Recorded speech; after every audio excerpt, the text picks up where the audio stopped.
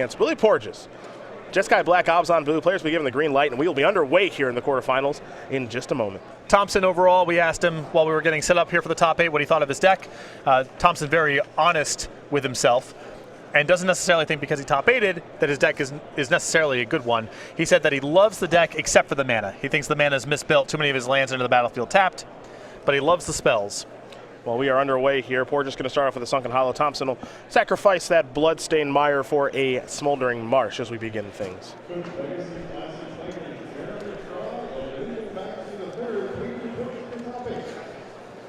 Back to Thompson we do go. He'll take his second turn. We'll see if maybe there's a Jace on the way as he draws a Plains.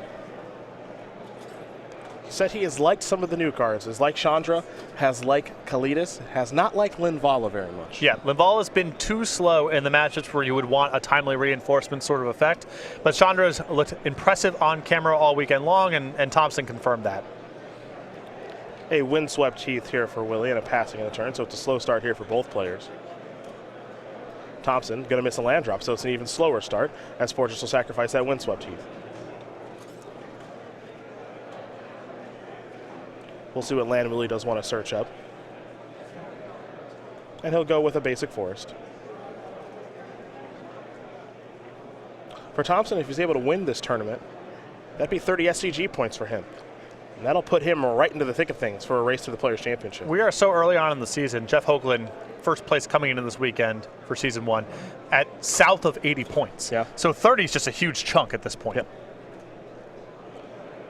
Flooded Strand will be sacrificed now here by Willie Porges. And you have to imagine there's got to be some sort of play on the way, right? Getting a Plains, and I'm going to guess an Anafenza will be coming momentarily. Another splash in Porges' deck, 4 main deck copies of Reflector Mage. Yep. It's a heck of a Magic card right there. And there is Anafenza. That'll resolve as Thompson draws a card. Picked up a copy of Jace, a little late to the party. And no copies of Sylvan Advocate. I would have assumed with Stubborn Denial that would have made its way in the deck, but it looks like Porges went in a different direction. Roast is the play on Anafenza as we head back Porges' way. Siege Rhino in hand along with the Polluted Delta.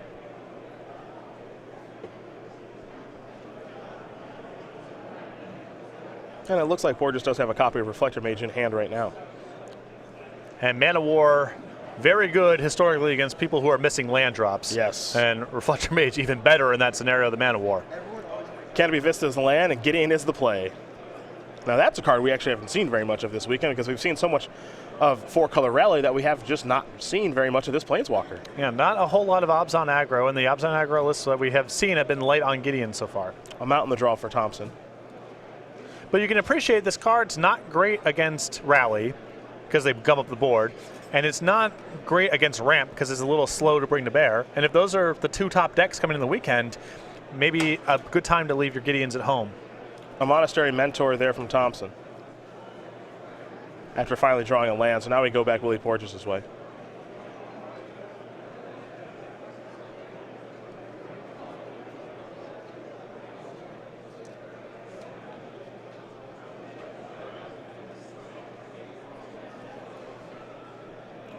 Gideon, always a difficult card for these Jeskai Black decks to beat. We have seen some builds of Jeskai Black kind of stretch their mana a little bit to play a card like Ruinous Path to be able to deal with the Planeswalker.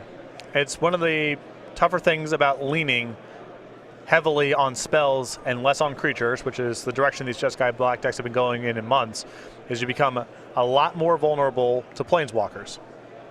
Here's an attack for 2. Another Knight Ally on the way here. Uprooted Delta. And now a Siege Rhino. Now that'll end the battlefield. Porges will gain a little bit of life. Thompson will lose some. And the 4/5 body certainly is relevant right now as we head back Thompson's way. I think Porges was contemplating there using Dramoka's command to take care of the Monastery Mentor, but with his board as large as it is, with Thompson missing land drops, and with Porges sitting on Stubborn Denial, I don't think he's that concerned about Monastery Mentor making a token or even 2 tokens this turn. Thompson does have a copy of Duress in hand, and that could play a role in things here. But more than anything, Gerry just needs some lands. But Willie's built up a nice board here with Gideon and Siege Rhino and a couple Knight Allies. You mentioned the Stubborn Denial in hand and the Polluted Delta to help cast it. Willie Porges is in some pretty good shape right now.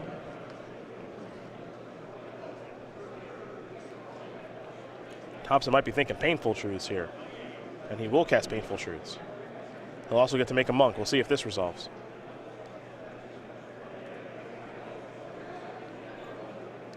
If Porges' fight over this, I think it's more of a concern about mana efficiency rather than caring about Thompson drawing 3 and losing 3 life, because Thompson's so far behind on the board. And it looks like that's going to resolve. So 3 cards on the way. One of them is a Wooded Foothills. However, that does not find blue mana, though it's unclear how badly Thompson needs blue mana at this stage. Jace does not seem to be a great card right now. He'll sacrifice that Wooded Foothills. Going to fall down to 10.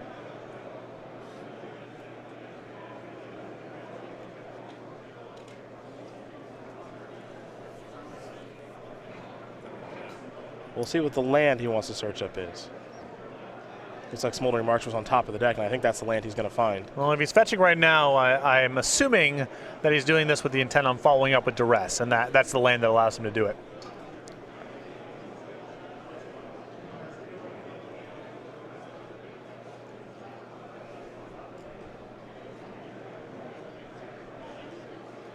He also picked up a copy of Shambling Vent, but as we know, that enters the battlefield tapped.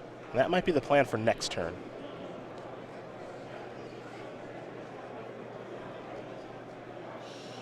And it looks like he will go with Duress and get to make a Monk there for Monastery Mentor. Trigger Prowess as well, but I don't think any attacking to be done here.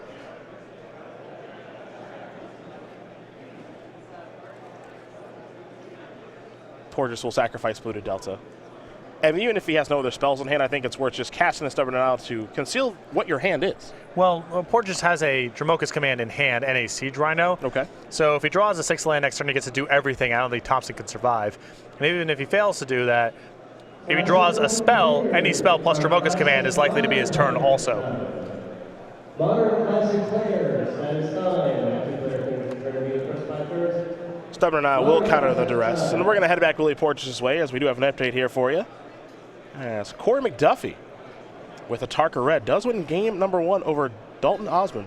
A Tarka Red up a game over Blue-Red Prowess. And I think Porges might have just picked up land number 6. Well, and between Dromoka's Command and the board and a Siege Rhino in hand, if Thompson is able to survive this turn, he's going to be dead the next one. yeah, that's what it feels like, right? No sweeper in his deck game 1, so.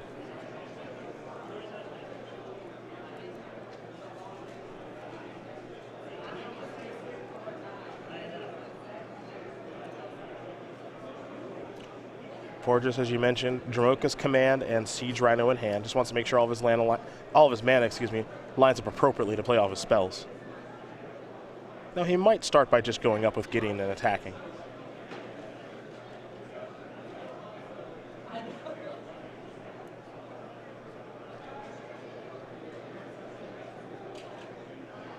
Gideon will go up.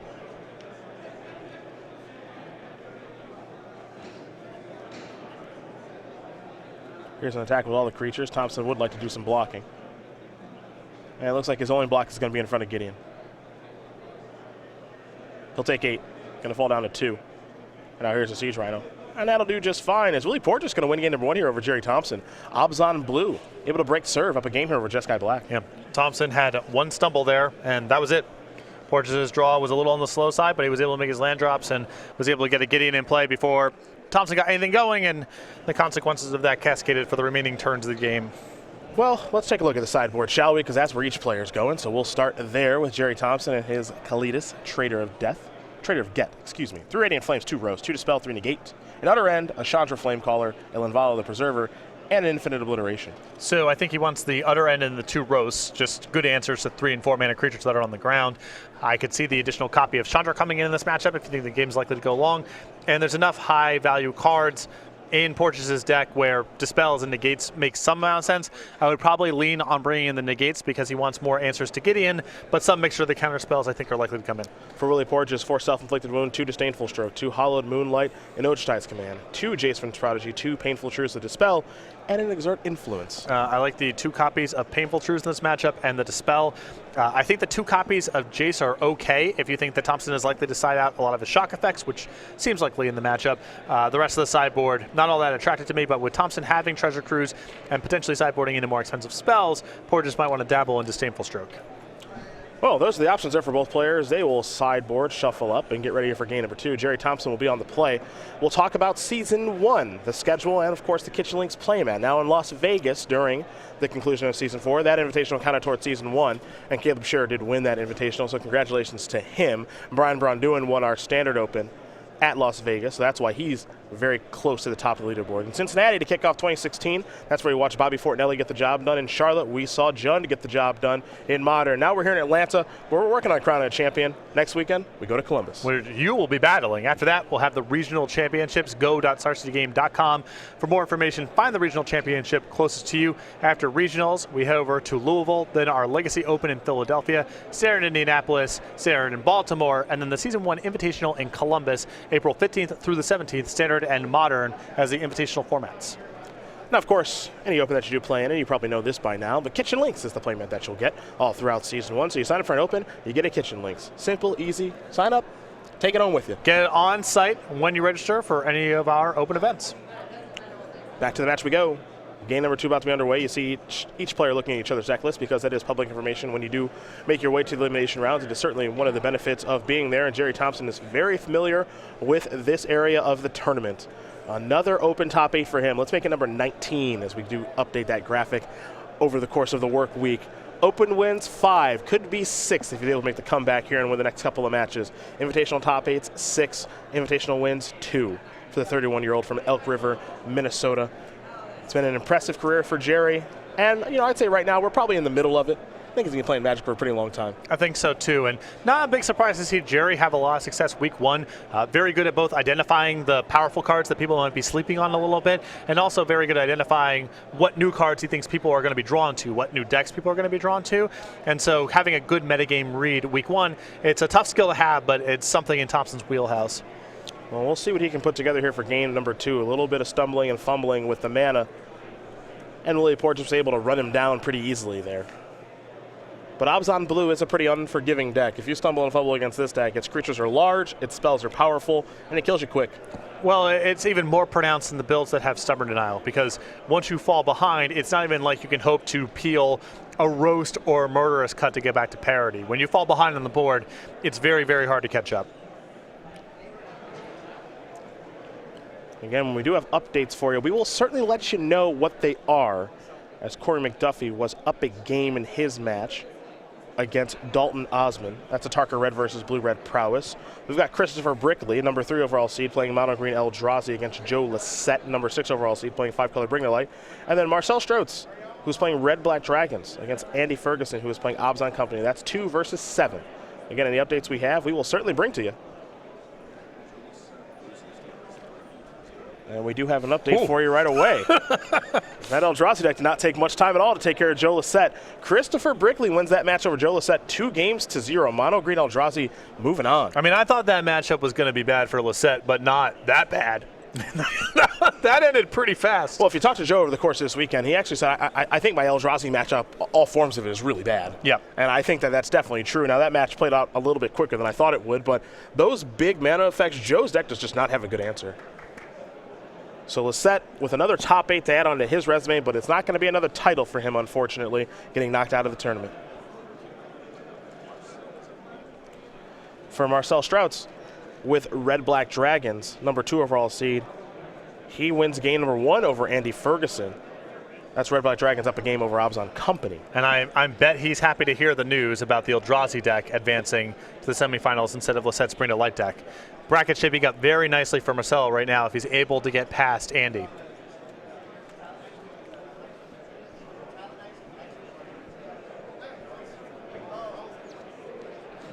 Thompson will be on the play here. We'll see if he wants to keep his opening hand. It looks like both players will. Thompson just trying to figure out which land he wants to start off with. One thing that Gerry did tell us is that he's not in love with his mana base for the weekend. He did mention that. A lot of his lands enter the battlefield tap. He hasn't been able to cast things on time. That game missed several land drops, and even by turn 4, or excuse me, by land drop number 4, still didn't have blue mana at the end of that game. So, well, another result as Thompson will sacrifice the Bloodstained Mire to search up a land, fall down to 19. Corey McDuffie is going to win his match there over Dalton Osman. 2-0. Tarka Red, get you a Tarka dead. Moving on to the semifinals. Plays the winner of this match, actually. Basic Mountain there for Thompson.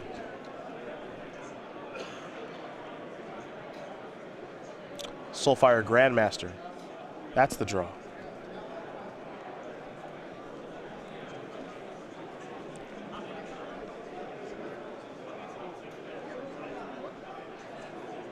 Let's see what turn 2 brings here for Thompson. See the Flooded Strand there in his hand. And he's thinking quite a bit about what he wants to do as far as sequencing is concerned. He'll sacrifice the Flooded Strand. He'll play a Soulfire Grandmaster, so it looks like a Plains on the way.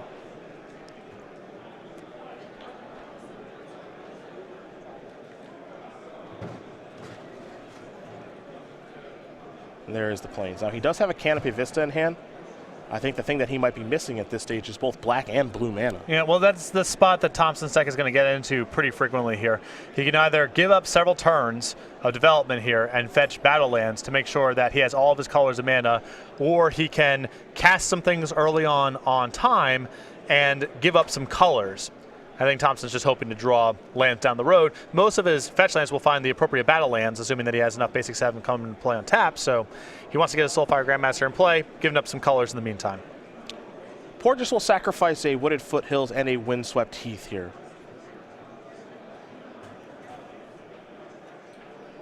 And he'll go with a Plains and a Forest. Forest off of the Foothills, Plains off of the Windswept Heath for clarification. And a spell on the way.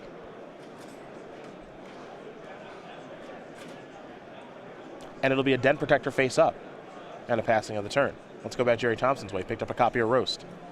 And it looks like Thompson actually has a copy of Smoldering Marsh in hand, so it looks like maybe blue mana is the only problem right now.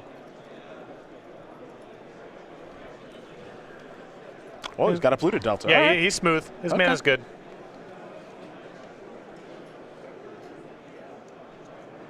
Maybe he's a little mana flooded. Who knows?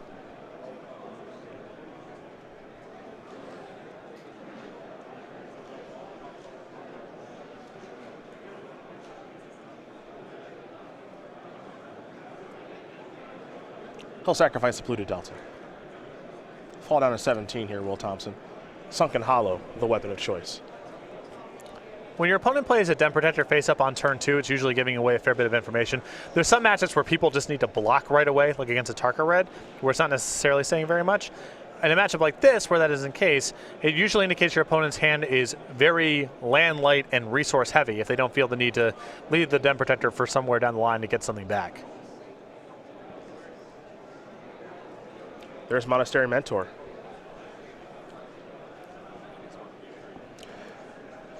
Andy Ferguson ties things up against Marcel Strouts. Obzon Company, Red Black Dragons, going to game number 3.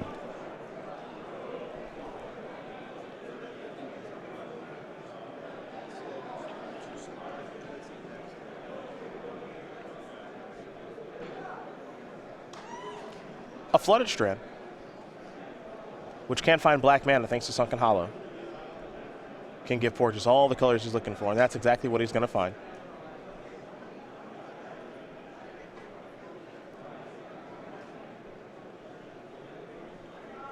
Well, we'll see what the play is going to be. It'll be an Anafenza and a passing of the turn. Really bad news here for Porges if Thompson just has essentially any removal spell. Well, he does have one, and it's a copy of Roast. Now, that doesn't mean he has to play it this turn, because he did pick up a copy of Monastery Mentor, so he might have some interest in actually casting that one. Well, the issue here, I think Thompson is very likely to use a removal spell this turn, because if he just plays another creature, suddenly he has to worry about Dromoka's commands. As things currently stand, if you kill the Anafenza, he's left with just Den Protector, and there isn't a whole lot to be done with Dromoka's command. Well, there is a Roast. That'll bring a Monk along with it, also a Prowess trigger for the Monastery Mentor, and 5 life thanks to the Soulfire Grandmaster. So a lot going on from casting just one spell there for Thompson. In first place with 21 points, Todd Anderson. In second place with 20 points, Sarayu Patel. Here come the beatdowns. Third with 20 points. I think the last card in hand here for Thompson is Treasure Cruise, and he has a land in hand, so hoping to actually get the trade here to get another card in his graveyard, play the land, cruise up, make another Monk. Well, 5 cards in the graveyard right now. If it's a fetch land, that would be card number 6, yeah. So he'll have to wait a turn to cruise. But cruise is online for next turn nonetheless. Winning by a tiebreaker. For Porges, it's a Reflector Mage. There goes Monastery Mentor. And that's a bit of a beating, honestly, because Thompson has 2 Mentors in his hand right now. However, Porges misses his land. Fortunately, Thompson has the consolation prize of simply cruising this turn, so Yes. it's not that bad, but yes, he's set pretty far behind. It wouldn't surprise me if Reflector Mage was just the bomb in the mirror match, because it's just the first person, it's who's on the front foot for the whole game, and Reflector Mage is just stops that immediately. Yeah, it puts you on the front foot for multiple turns. Your opponent goes turn 3 Anafenza, you go turn 3 that. Then they, what do they do next turn? Yep. Maybe nothing or whatever. Yeah. You have your removal spell. Here's a Treasure Cruise. That's a 5-mana Treasure Cruise, so Thompson delves away 3 cards. Going to leave Roast and Soulfire Grandmaster in the graveyard and pass the turn back over to Porges. Porges tapping a forest. Oath of Nissa. Take a look at the top couple of cards. There's a forest in there along with the Polluted Delta.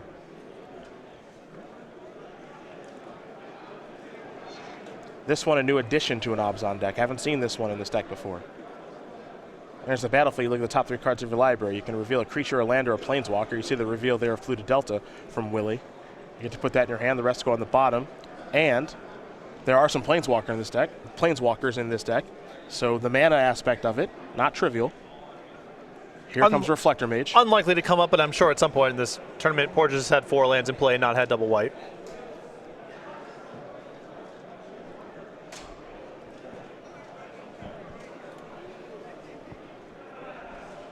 But that's all that Porges could do on that turn, so he passes the turn back over to Thompson. Now Thompson can actually play those Monastery Mentors if you'd like. Also picked up a copy of Painful Truths and has a Fiery Impulse in hand. Going to start by sacrificing a Wooded Foothills. Gerry typically a pretty fast player, but in elimination rounds he does slow down a little bit, which I think is an appropriate time to slow down. Yeah. It's untimed, though slow play still applies. Indeed. Can't be here all day.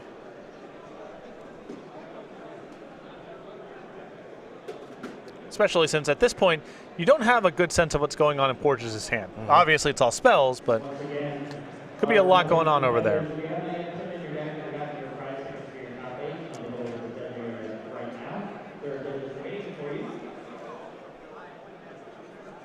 Thompson going to start by playing a Monastery Mentor. And now here's a Fiery Impulse. A Monk token will be made. And we may see a response here from Porges. Now remember, Thompson had the opportunity to play Painful Truths this turn. Electing not to, maybe doesn't want Stubborn Denial to work its way into the equation. No, maybe not. And also with with Porges rather kind of fumbling around here a little bit, you can try to play a game of get ahead on the board. Most of Porges' threat at this point are going to be about 4 mana because he hasn't been doing anything with the lands that he had in play. You untap, kill his thing, attack him for a bunch, get it on the Monk, rinse and repeat. No real need to do anything with Painful Truths right now. And Thompson has also got a handful of cards, so I'm sure he's got plenty to do with his mana right now. I got the gas back up with Treasure Cruise. Now here's a Prairie Stream. That will get to enter the battlefield untapped, given the forest and the plains that are on the battlefield.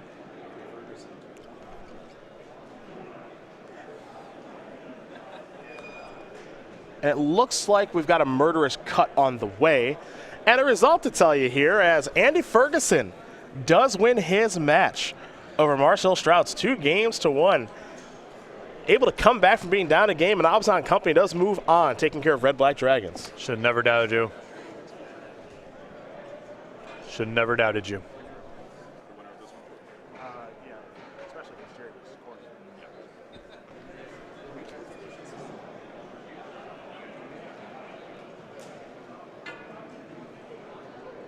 So Cut took care of the Mentor. A Monk was left behind, and there was an attack. So now Porges will play a Polluted Delta.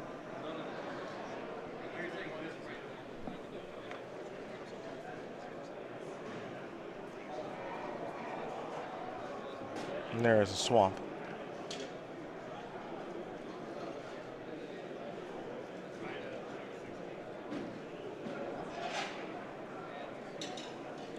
And now here's a Siege Rhino.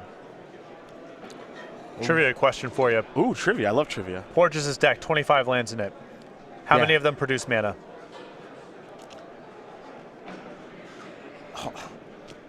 Hold on. Murderous Cut's going to take care of that, or try to take care of that Rhino. How many of them produce mana? Because we exclude the fetch lands. Yeah, I understand. 25 lands. How many produce mana?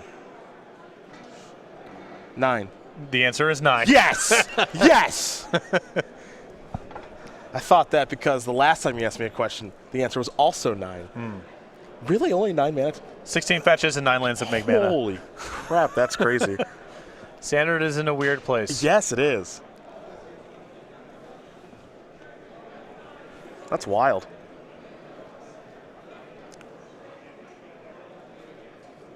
So this Murderous Cut's still on the stack, and basically Willie, he's either deciding to Stubborn Denial or bluffing Stubborn Denial, one of the two. And this is pretty bad news for Porges if the Murderous Cut here is the test spell. That's completely true. Because also, if Murderous Cut resolves, now Stubborn Denial is just boring old force play. Exactly. Yeah. He's kind of squeezed there. Yeah. If he's got it, his hand's forced to do something. This is only 4-power creature. It's only creature, period.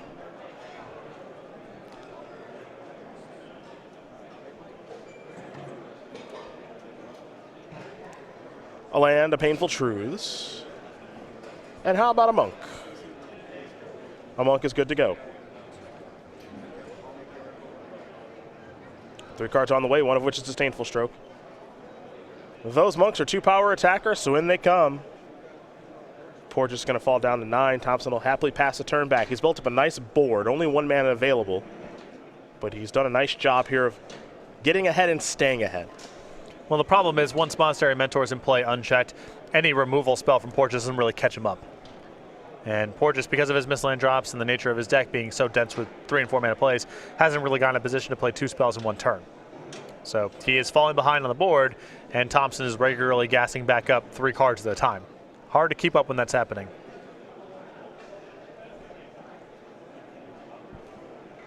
Here's a Siege Rhino. Willie will get to gain some life, make Gerry lose some life, and now he's going to tap some mana here. Perhaps we have another Murderous Cut on the way, but he is grabbing a lot of cards from his graveyard. Either way, a Delve spell on the way. And you see the way Gerry's already picking up his Monastery Mentor. He knows it's going to receive a Murderous Cut.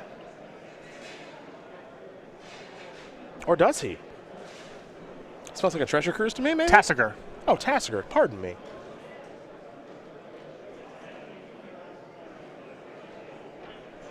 It is Tasker, so 2 4/5s. And a passing of the turn. Not a bad turn there, as it's 12-12. Duress the draw, roast in hand. Yeah, roast is bad news here, but at least Porges was finally able to have his 2 spells in 1 turn. Try to catch up a little bit. Now here's the question. What do you roast? I guess Duress will give you some information on what to roast.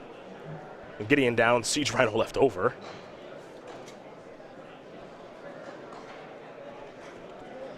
I think trample against your tokens is relevant, and the opportunity for him to draw a second Tassiger is relevant. Thompson going the other way. Yeah, I was thinking maybe Siege Rhino. Here come the attackers. Remember, these monks are 3/3s right now, and Monastery Mentor is a 4/4. Yeah, my thinking is I don't think the game is going to last long enough for Tassiger activations to really work itself into the equation. I would have erred towards the Siege Rhino, but it's very close. Well, Mentor down, Bloodstained Mire is the land for the turn, and Thompson feeling pretty good about things with this Disdainful Stroke. Now, if Porges does draw a copy of Stubborn Denial, things maybe get a little more interesting. If he can punch through the Rhino, then he goes to 6, and the board is manageable, assuming Thompson doesn't rip off a bunch of card drawers in a row. Back to having the game. But if he fails to draw Stubborn Denial, then Disdainful Stroke is going to be too much. Reflector Mage was the draw.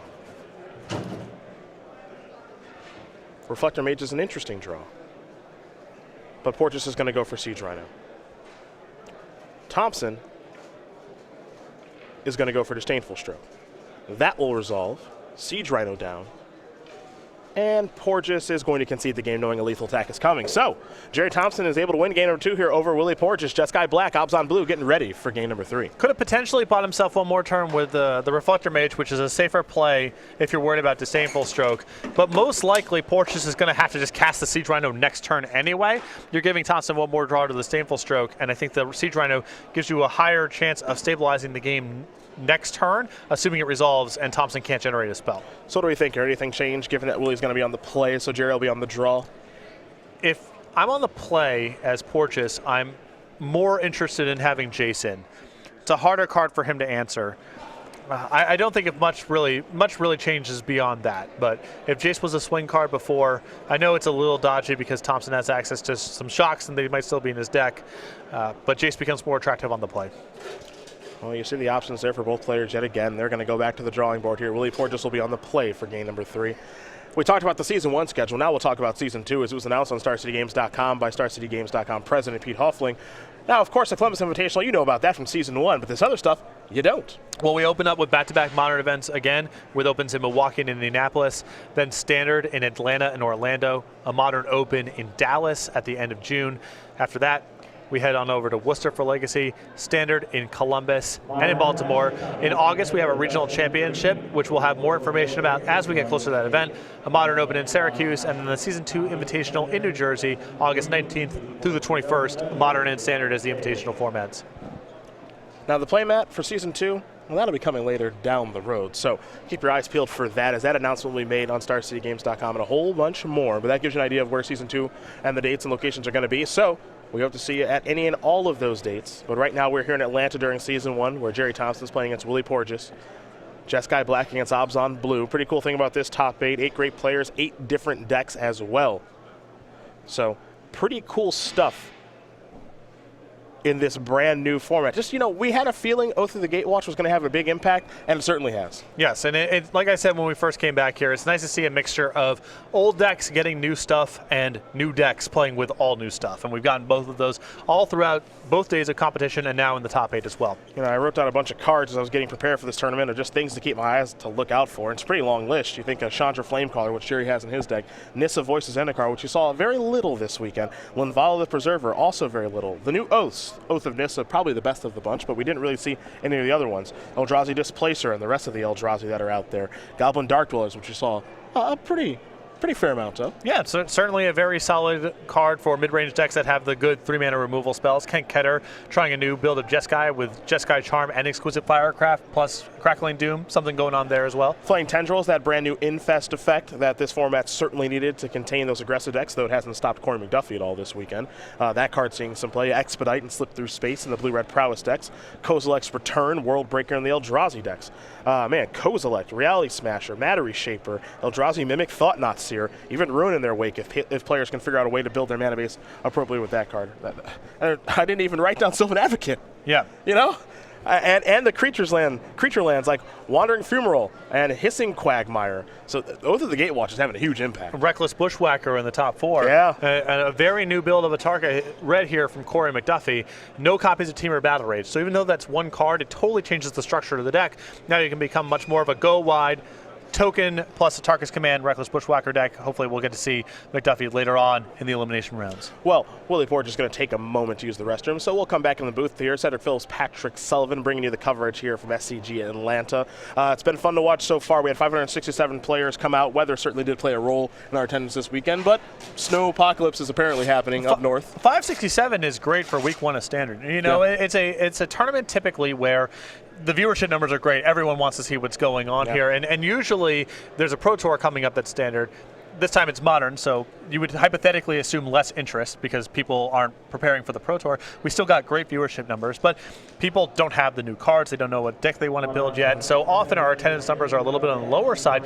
Nearly 600 people for week 1 in Atlanta, especially given the weather. I'm thrilled with this turnout. Yeah, I'm happy with it. Trust me. And a lot of the players and the big name ones certainly did come for those SCG points to try to qualify for the Players' Championship, which gives us an idea and a good segue to go to the leaderboard for Season 1. Now, we're only only 2 events in, Yep. which is crazy to think, and this is the 3rd event of Season 1. So we know that Jeff Hoagland's right near the top of things. Not entirely sure how Jeff did finish this weekend.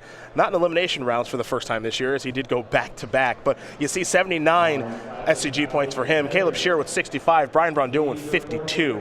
If we ended things right now, those players would be in the Players' Championship, as it's top 3 per season that get in now, as opposed to who's on the very top. But this season is not over by a long shot. We know that we had solid performances here from Bradley Carpenter and Todd Stevens. Fell a little bit short of top 8, but they still a very solid open performance and a lot of points here as well. You see Bradley Carpenter in 6th place with 46 SCG points. He lost playing for top 8, so a big loss there for him. And then Vidianto Wajaya rounds out the top 8. You look at 9 through 16 on here. That's where you'll find Christopher Giuliano, Robert Vaughn, Casey Porges, Joe Lissette, who made top 8. Same thing with Gerry Thompson. Those guys were tied going in. Joe Lissette getting knocked out in the quarterfinals. Logan Mize, Michael Cortez, and Alex Smith to round it out. Now, as I mentioned for Gerry Thompson, not down a game, tied up right now, 34 SCG points. Now, if he's able to win this thing, that gives him 30. That puts him up to 64 points. That really puts him in the conversation. Then some players are maybe not breathing so easy. Though, to be fair, I don't think many players are breathing easy right now because we're only in our 3rd event of the season. And the swings are going to be much more pronounced this year on the tour. I felt like qualification for the Players' Championship last year, it was a lot of effort, but it was a lot of kind of nickel and dime effort. IQ here, top 32 here, and so on and so forth. With the point structure changing, now there's so much pressure on your open performances, to a lesser degree your performances in the Classics. And these first place finishes are so valuable. They constitute such a huge portion of the points right now. Gerry goes from 2nd page of the standings to, I believe, 2nd place in the standings, period, with a win here. So the swings are going to be a lot more dramatic this year than last year. We take a look at the prize slide very quickly and back down to our matches where we're going to go. As I mentioned, that first place is 30 SCG points, but it's also $5,000, which is pretty cool, and an invite to our first Invitational in Columbus. 2nd place, $2,000, 25 SCG points, and an invite to our first Invitational in Columbus. Top 4, top 8, so on and so forth. So the players that we're watching, they're walking out of here with at least $500 and 15 SCG points, but maybe much more than that, as I believe Willie is back at the table. So that means Game 3 about to be underway. So down to the feature match here we will go to watch the conclusion of our only quarterfinal match that is left between Gerry Thompson and Willie Porges. Do keep in mind, 3 other matches already done. Corey McDuffie, he is through with a Tarka Red, defeated Dalton Osmond, who was playing Blue-Red Prowess. Christopher Bricky with Mono Green Eldrazi took care of Joe Lissette very quickly. Joe playing 5-color Bring to Light. And then Marcel Strouts with Red-Black Dragons. He lost to Andy Ferguson 2-1. Ferguson able to break serve there as he was the number 7 overall seed with Obzon Company. We got one more match to figure out, and it's only going to be 1 game to do it. Willie Porges will be on the play here for game number 3.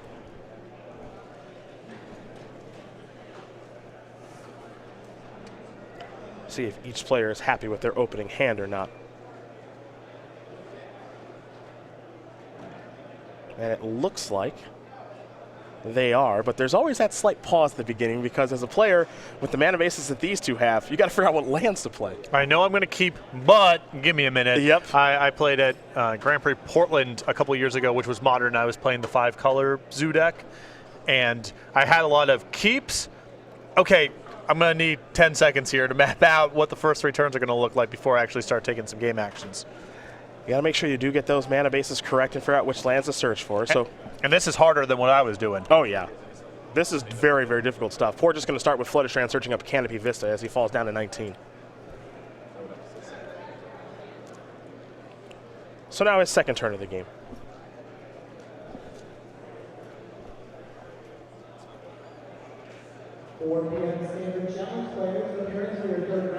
Might be time for something like a Warden of the First Tree, perhaps an Oath of Nissa. It'll be a Warden.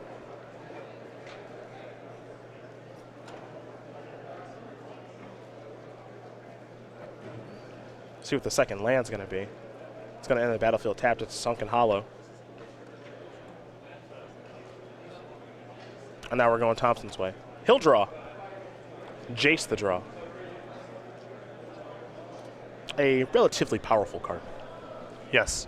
Win rate when uncontested. I would love to see the numbers. I would too. I have to imagine fairly high. There's a duress. Thompson wants to know exactly what's going on over there, so Porges lay out his hand. There's a Siege Rhino with Gideon. A couple of lands here in polluted deltas. And a mystery green card there in the middle. Oath of Nissa, I believe. I think you're correct. Thank you. It's a new one.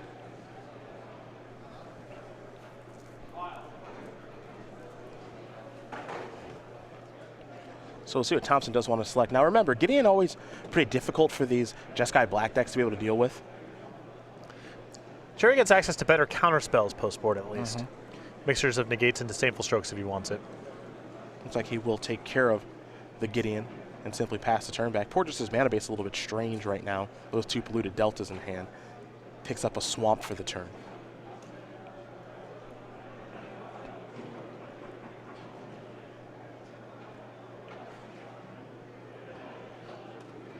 Looks like he might be thinking Oath of Nissa here. Well, I think he wants to Oath of Nissa and make sure that he has the right mixture of lands available to pump the Warden to a 3/3 after the fact. I'll take a look at the top 3 cards.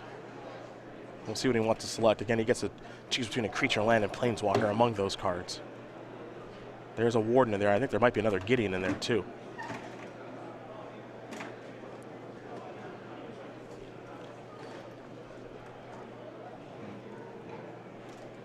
That's actually a Den Protector. So that, in a way, is another Gideon. And he's got his curve situated now. Turn 3, Oath of Nissa, pump my Warden. Turn 4, Siege Rhino. Turn 5, Den Protector face down, ready to go up. There's a Forest. Warden's larger. And an attack for 3 as Thompson will fall down to 17. Let's make it 16 thanks to the polluted delta. So Thompson will search up a land. And we'll see which one it's going to be. Again, Thompson has a very good idea of exactly what Porges is working with. 2 polluted deltas, a Siege Rhino, a Den Protector. As he does dig up a Prairie Street.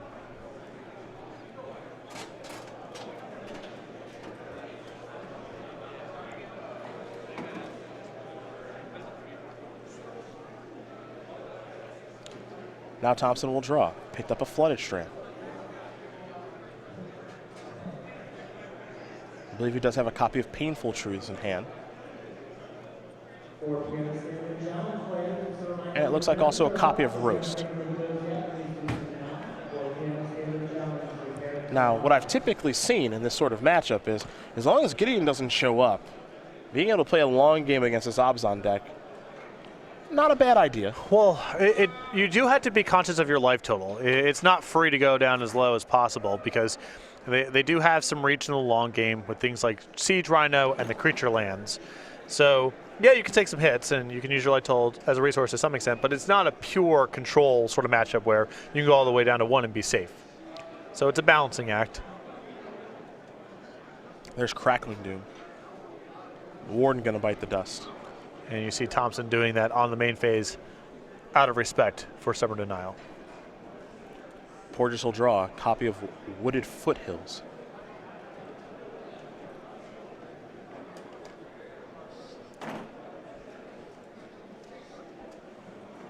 And that's a polluted delta.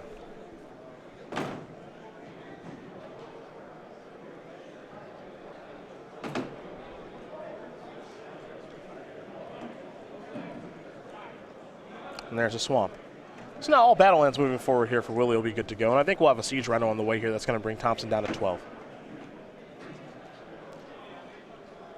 It'll also bring a Porges up to 19.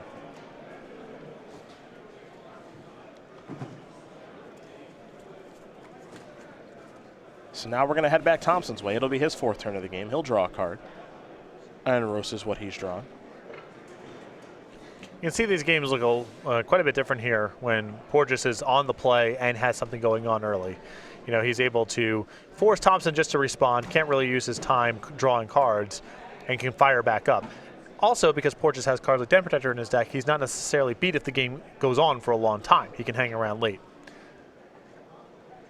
There's Flooded Strand.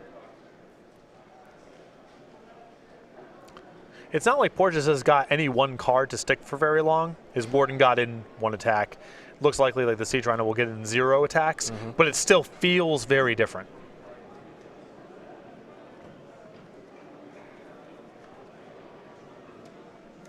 I think it's going to be a Roasted Jace turn here in just a moment.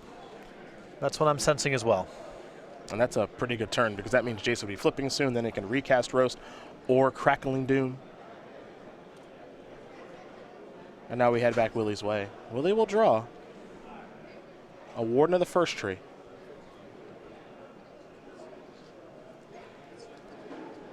That Den Protector, Thompson's known about given the Oath of Nissa. And I think the other two cards are just lands.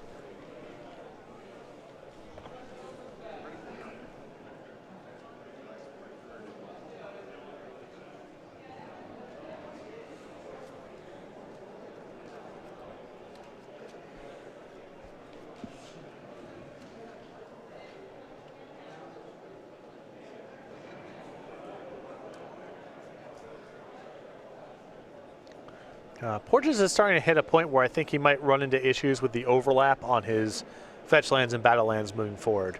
You think so? He's only got 9 lands in the deck, so, and only 2 of them are basic. So he's got 1 Canopy Vista remaining, and a forest remaining, plains remaining. It could start hitting him a little bit. I don't know how much it matters because he can function reasonably well on 5 lands, but he's running light. Well, there's a Morph, and we know that's a Den Protector.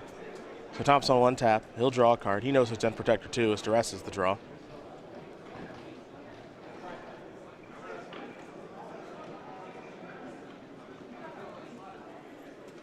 We'll see where Gerry does want to start the turn. Remember, he's had Painful Truths in his hand for some time now, and the board is pretty clear, so it might not be a bad turn to draw 3 cards at the expense of 3 life. Though he's also got to figure out some way to insulate himself from Gideon, because his hand's not really equipped to handle that card coming out of the graveyard and being recast next turn. Well, it's interesting, right? Because he's got the ability to cast a Roast on the Den Protector, and then Willie could say, okay, I will unmorph Den Protector and get back Gideon, in which case Gerry can flip Jace, recast the rest from his graveyard or the rest from his hand, and then snag the Gideon. Yeah, there's a line of play that allows him to do it. It is expending a lot of resources. Yeah. But because I agree that Gideon is a bit of an issue, because it's always an issue for Jeskai Black. So in a way, Gerry could lead Willie into a line of play where he does get back Gideon. He's discarding a Roast. I would not feel good about that. well, that roast might be flashback for just the reason you were mentioning. Sure. That's what he's going to do. And part of the reason I think he's doing it this way is because he's enticing him to get back Gideon so that he can just cast Duress and take it. Yep. And it looks like Porges is maybe considering getting back the Siege Rhino to protect himself from this. Looks like he decided to go with Gideon. Now here's Duress to take it. And Thompson will see his hand a Warden of the First Tree and a Wooded Foothills.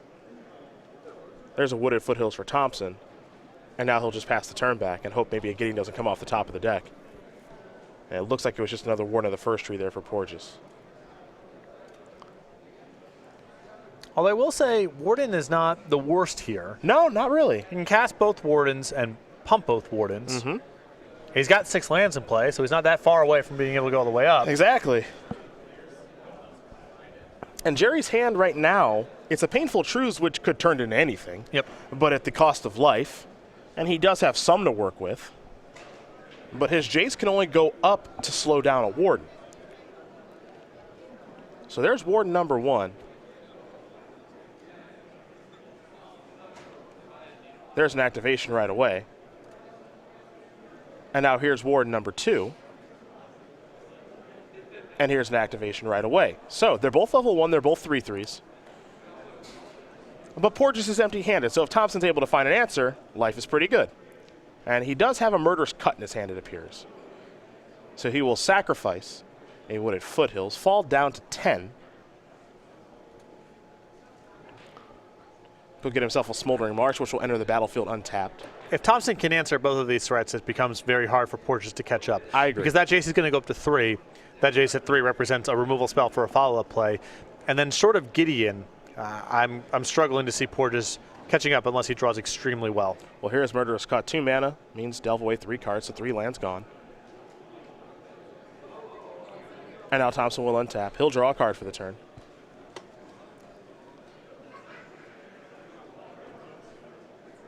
Player's just sorting out the battlefield, making sure everything's okay.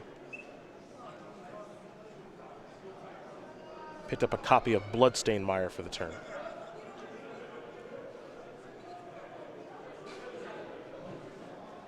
So how painful will the truths be? Thompson can brick off from here. Yep. This is no guarantee of anything. 3 cards on the way as he falls to 7. Bloodstained Mire in hand. Crackling Doom, Painful Truths, and I believe a land. This is a Polluted Delta. Bloodstained Mire is going to bring him down to 6. It's not the perfect selection of cards, but it's probably good enough here. You answer the Warden, your Jace goes up to 3 to represent another removal spell. But with the rest of his hand not being very much of anything, if Porges rips a Gideon off the top, things can become very difficult for Thompson here. Gideon, Den Protector.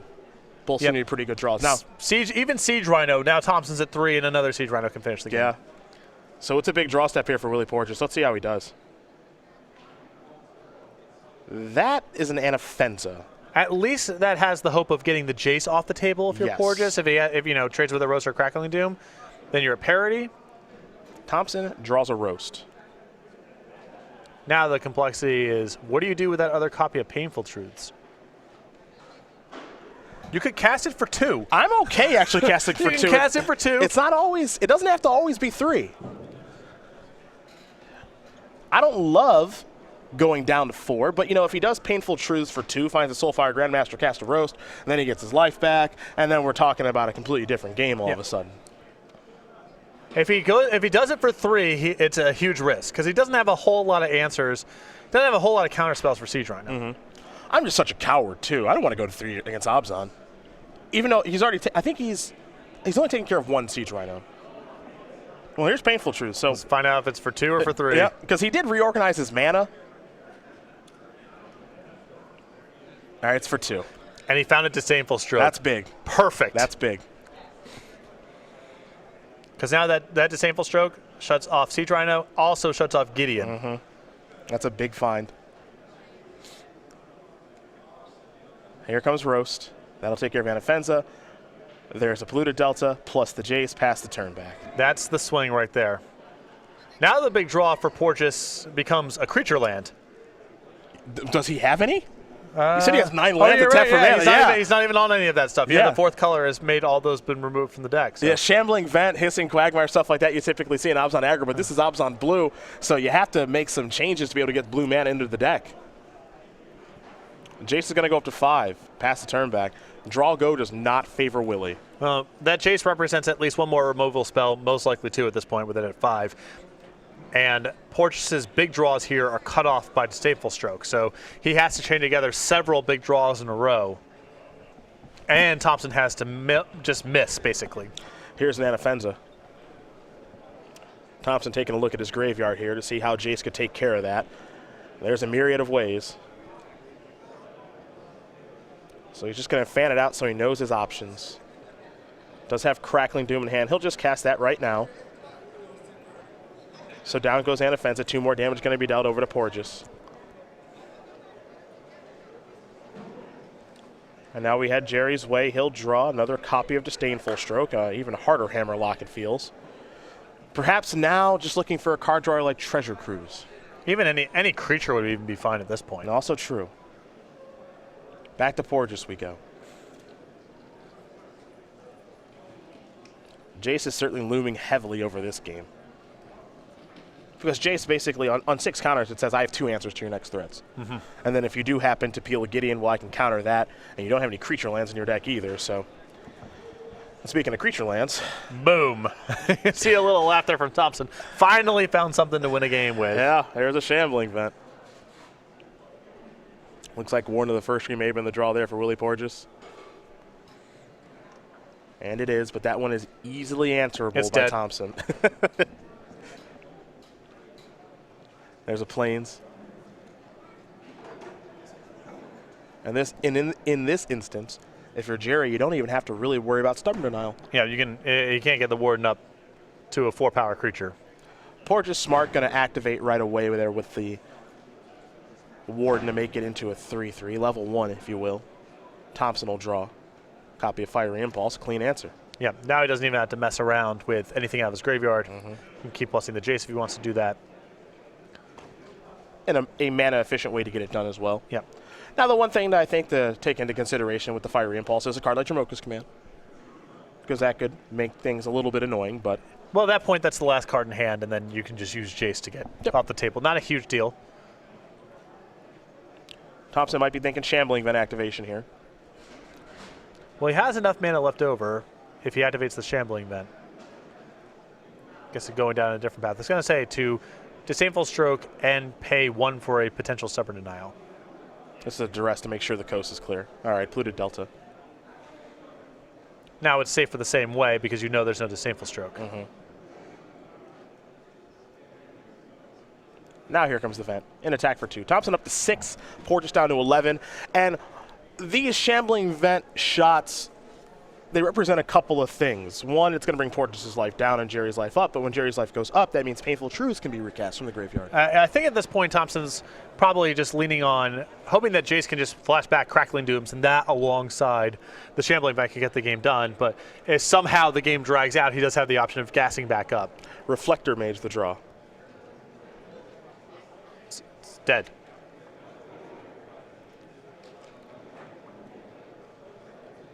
Polluted Delta is the land.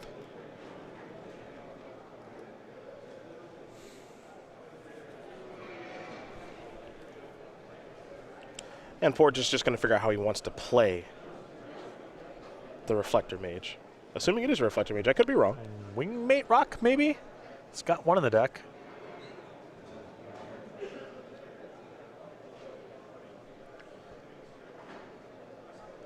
And it is Wingmate Rock. And it is getting countered by Disdainful Stroke here in just a moment. Assuming Gerry has a land to search for as he sacrifices Polluted Delta. This would be some unexpected sloppiness here for Thompson if he left himself with nothing to find with the Yeah, there's a swamp. copy of Polluted Delta.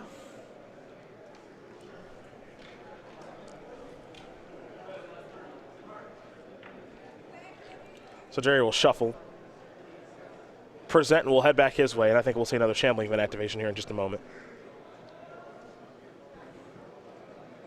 Porges will pass the turn back. He'll draw. Will Thompson. Soulfire Grandmaster. The clock has doubled. It most certainly has. Now, again, if you're Thompson here, you might be thinking, okay, what are the ways that I can lose this game? Is it worth it for me to activate the Shambling Vent attack? Because Gerry has enough mana to play Soulfire Grandmaster, activate Soulfire Grandmaster, and Disdainful Stroke something. The other side of it is he has enough mana to attack, cast Soulfire Grandmaster, and still have 2 up. I suppose at this point he can err on the side of super caution. Yeah. Just not even risk it. Hey, his opponent's playing off the top of their deck, you know? And I in situations like this, I feel like sometimes I get a little too cautious, but I think he can take a super cautious line this one turn.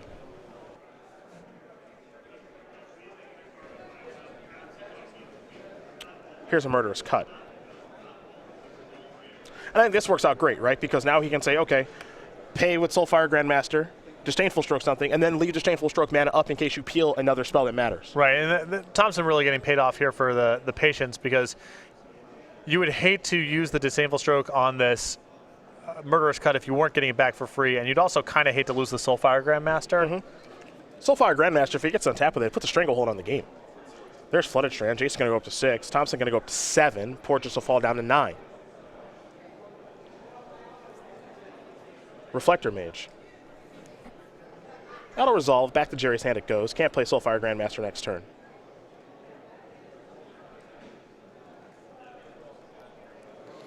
Thompson's going to go down to 6 here from Flooded Strand, get a land out of his deck.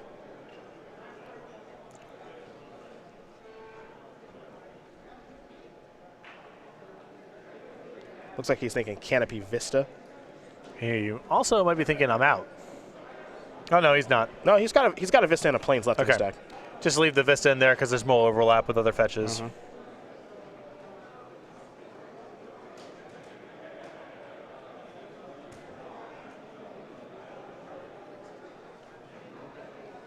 To Gerry. He'll untap all these lands and draw. Jace.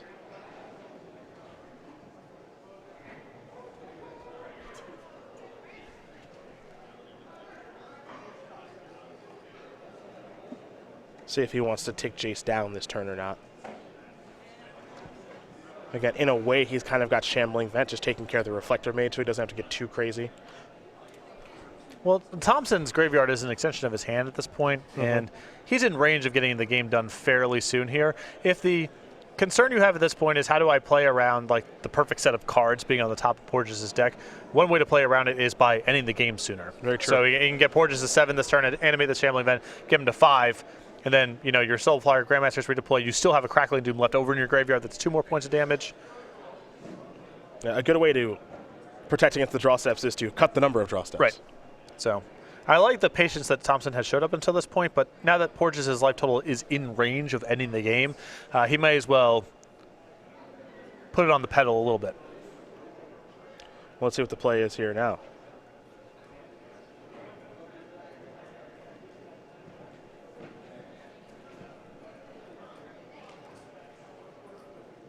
A Painful Truths for 3. That one matters.